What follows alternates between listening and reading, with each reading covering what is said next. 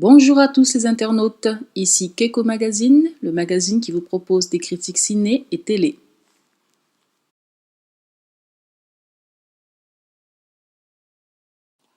Game of Thrones, saison 4, épisode 8, La vipère et la montagne, un épisode riche en événements. Alors on a d'abord Ramsay Snow qui devient Ramsay Bolton, qui est fait fils de son père par son père. Et donc c'est un grand honneur une fois que Theon Greyjoy, alias Rick, lui est pris Mount Cailin.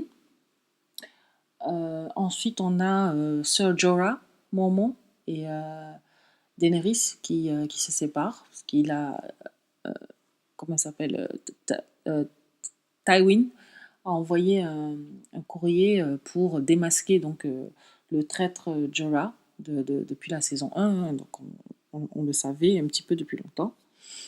Et puis on a aussi Sansa qui se révèle au grand jour, qui apprend à jouer le Game of Thrones, le jeu du trône, et donc qui ment pour sauver Littlefinger. Voilà. Et ensuite, on a bien sûr le gros événement d'épisode, Prince Oberyn, oh non, qui se fait éclater la tête littéralement par la montagne, et donc Tyrion qui est condamné à mort. Alors voilà, je trouve que c'est juste, c'était horrible à regarder, et c'est pour ça qu'on aime Game of Thrones aussi, même si c'est horrible à regarder, c'est quand même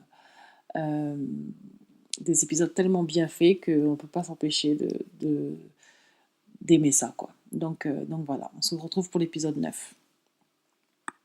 Donc je mets un 8 sur 10 à cet épisode.